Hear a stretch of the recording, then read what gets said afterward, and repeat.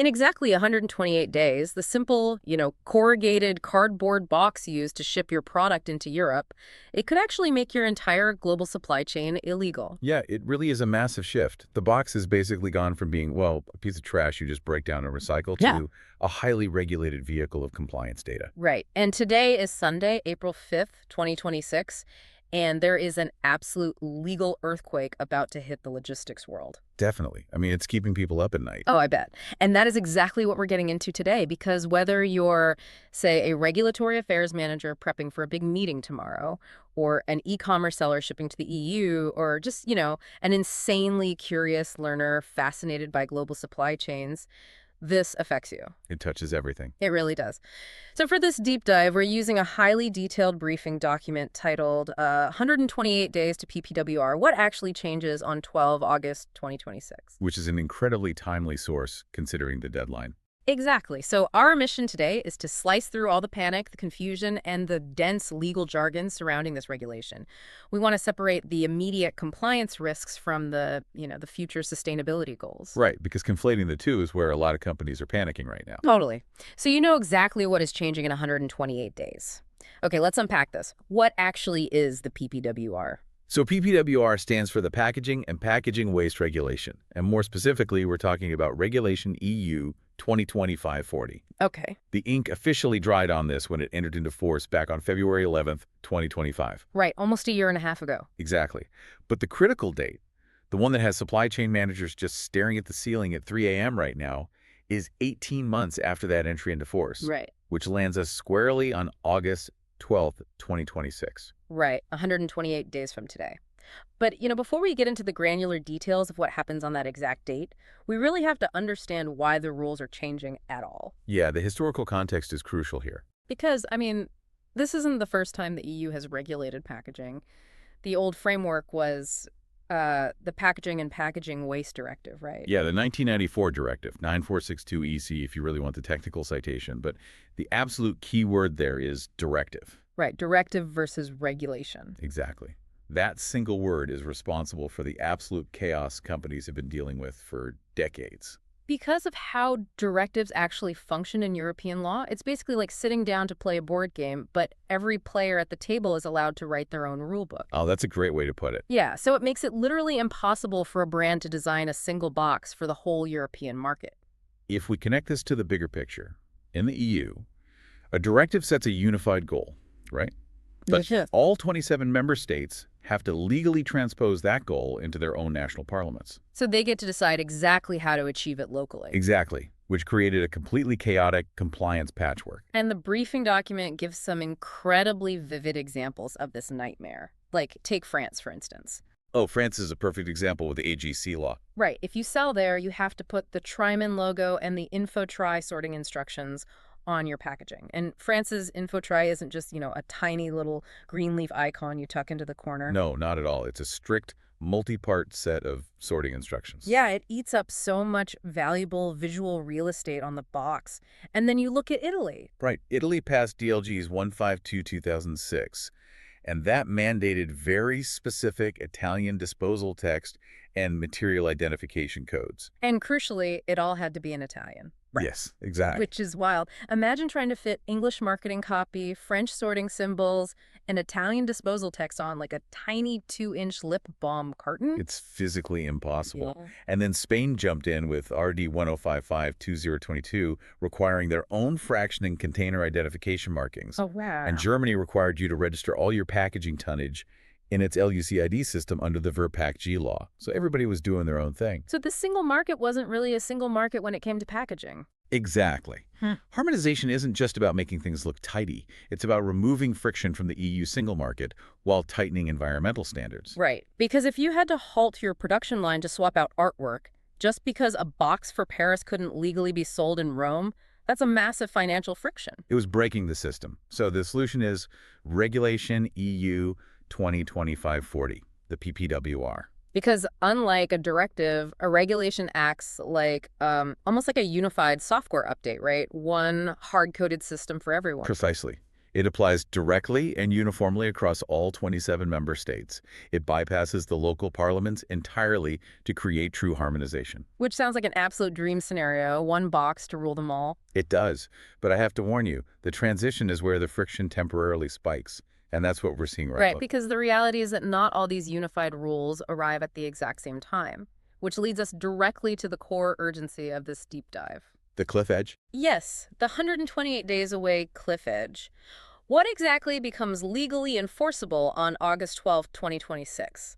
Let's start with the big one. The biggest immediate disruptor is the PFAS restriction. PFAS, the forever chemicals. But wait, why are those even in our packaging to begin with? Primarily for grease and moisture resistance. Think about a cardboard pizza box or the paper wrapper around a fast food burger. Oh, right, so the grease doesn't soak through. Exactly. Or even a luxury cosmetic box holding a bottle of facial oil.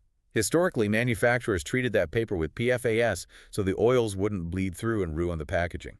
Okay, that makes sense structurally, but the new rule bans them completely in food contact packaging, right? Yes, food contact packaging cannot be placed on the EU market if it contains PFAS at or above 25 parts per billion for any individual PFAS. Wait, parts per billion? Yes, or 250 parts per billion for the sum of targeted PFAS. We are talking about microscopic trace amounts. That is insane precision. And what about heavy metals? The limits on heavy metals lead, cadmium, mercury, and hexavalent chromium, they carry forward from the old directive. It's a 100 milligrams per kilogram limit.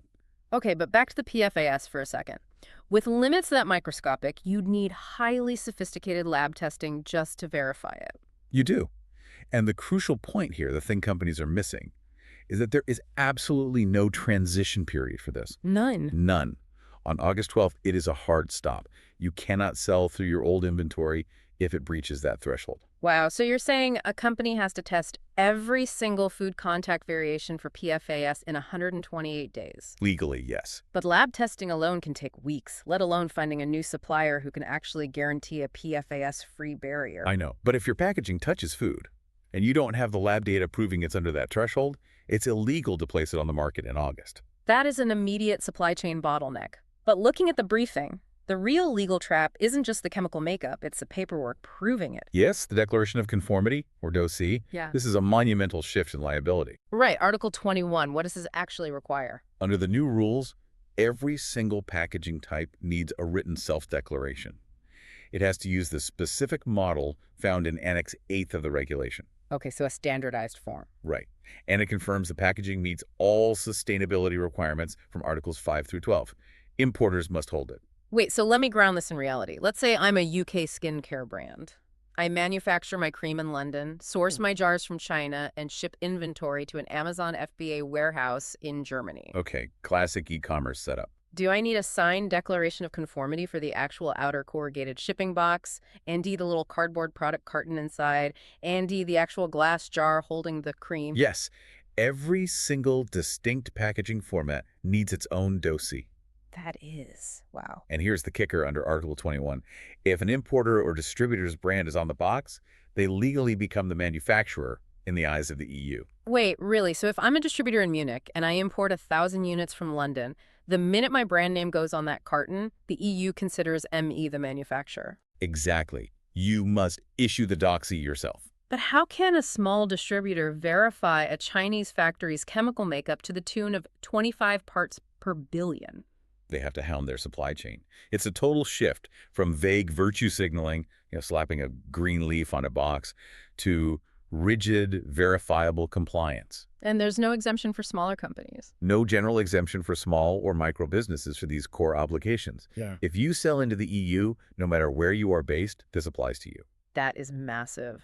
And we also have to talk about the physical shape of the packaging, right? The packaging minimization rule hits immediately in August, too. Yes, the general principle applies immediately. No double walls, no false bottoms, no unnecessary layers. So those giant boxes of vitamins that are mostly just air and a huge plastic insert. Illegal starting in August. You have to minimize weight and volume to what is strictly necessary for safety and functionality. Are there any exceptions to that? Very rare ones, like protected geographic indications. Think of a specific heritage champagne bottle shape. But otherwise, the minimization rule is instant. Got it. Now, what about the actual financial cost of recycling all this? Do the old national EPR systems just vanish? No, extended producer responsibility, or EPR, continues. Systems like Sitio in France or FOS Plus and Valopac in Belgium, they stay, but with a harmonized framework. And if you're a non-EU company, you have to appoint someone locally. Exactly. Non-EU companies must appoint an EU-based authorized representative to handle their EPR obligations. Okay, so that is a terrifying amount of immediate legal reality hitting in 128 days. It is a lot to absorb. But, panic usually happens when companies confuse these immediate 2026 deadlines with the long-term 2030 target. Yes, we need to clearly separate what does not apply yet. Let's look at the wait-and-see pile to stop people from making costly mistakes today. The biggest one has to be the harmonized label, right? Oh, absolutely. The EU-wide packaging label specifications under Article 12 haven't even been published yet. Wait, they haven't even published what it looks like. No. The obligation to actually use them on your packaging won't apply until August 12, 2028 at the earliest. So trying to design the unified EU label right now is basically like trying to build a house before the architect has even finished drawing the blueprints. That is a perfect analogy. And the biggest mistake you can make right now is stripping your existing national labels off your artwork. Right, because the old rules aren't dead yet. Exactly. Until 2028, you absolutely must keep your national labels. Keep France's infotry. Keep Italy's text. Do not strip them from your artwork. Okay, message received, do not touch the artwork. What else is in the wait-and-see pile? What about the 2030 targets? So 2030 is when the mandatory recyclability design criteria hit. Packaging will need to meet a 70% minimum recyclability threshold. Okay, 70%. And there are recycled content targets too, right? Right. For example, a 10% recycled content target for contact-sensitive packaging, like food or cosmetics, and bans on certain single-use plastics. And the void space cap, that was in the briefing. Yes, Article 24, a strict 50% void space cap for e-commerce and transport packaging. So the empty space inside a shipping box, including bubble wrap, can't be more than half the volume. But again, that's January 1st, 2030, not today. Exactly. And looking further out, the recyclable at scale rule hits in 2035, and higher reuse targets hit in 2040. Okay, so 2026 is paperwork, PFAS, and basic minimization. 2030 is void space and material composition. What's fascinating here is that companies are currently caught in this weird in-between period. They have to obey the legacy national rules while laying the groundwork for the unified EU rules. Yeah, the transition period is tricky. Let's bust a few myths while we're at it, because the internet is full of bad advice. What about the green dot? The green dot is not mandatory. It has actually been optional everywhere in the EU since 2023. Oh, wow. Good to know. And the material codes, those little triangles with numbers inside? Under Decision 97129EC, those are voluntary at the EU level. Though remember, some national laws currently require them. Right, the patchwork. Okay, so we've separated August 2026 from 2030. What should a compliance team actually do when they get to their desk tomorrow morning? What's the playbook for today, April 2026? Step 1. Audit your packaging. Map every material, type, and format you place on the EU market. Because remember, each one needs a specific declaration of conformity. And step 2 has to be testing for PFAS, right? Yes, especially if you deal with food contact packaging. Hmm. Tests right now, because that August deadline is a hard stop. You literally won't be able to legally sell it. Exactly. Step 3 is collecting those DAWs. Importers and distributors need to start hounding their suppliers for these documents immediately. Which means picking up the phone and demanding lab results from factories overseas. Yes. And you also need to verify your EPR. Confirm your national registrations are active, like Germany's LESID or the Netherlands Verpact. Right, Verpact has that 50,000 kilogram threshold. Yeah. And then there's the artwork strategy. You need to plan your artwork structure digitally. Set up your files so national labels are on separate layers. Oh, I see. So when the EU label is finally published, you just toggle the old layers off and the new one on? Exactly. It saves you from redesigning hundreds of SKUs from scratch. Yeah. And honestly, tools like PPWR Copilot exist exactly for this. Right, software to handle the complexity. They generate these country-specific dossiers, do the void space calculations, and manage the France InfoTri logos. It's too much to do manually on a spreadsheet anymore. Here's where it gets really interesting to me. Compliance is no longer just a legal department issue. Not at all. It's a design issue, a supply chain issue, and a procurement issue all rolled into one. It's fundamentally about data management. Hmm. You can't just buy a box anymore, you know? You have to buy the data that proves the box is legal. That is a staggering shift. Yeah. You have to buy the data. Okay, let's summarize the core message for everyone listening. We have covered a lot. We really have. So you have 128 days. In that time, you absolutely must handle your PFAS exposure, get your declarations of conformity in order, and ensure your packaging is minimized. Right. And do not panic about 2030 recyclability targets or the harmonized label yet. But do not ignore the August deadline. Exactly. Do not ignore August 12th. This raises an important question for everyone listening to mull over. Oh, what's that? Think about the sheer scale of the European Union.